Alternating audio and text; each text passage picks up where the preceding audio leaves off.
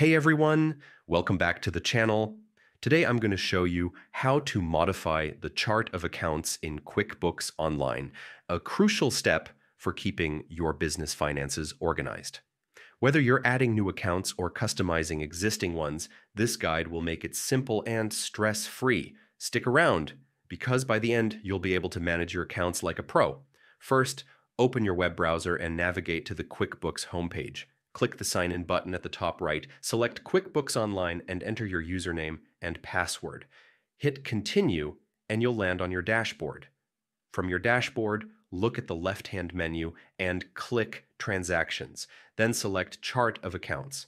This is where all your accounts are listed, helping you categorize your transactions accurately. To add a new account, click the New button. A form will appear where you can fill in the details of your new account. Here's what you need to enter. Account name. Choose a descriptive name that clearly shows the account's purpose.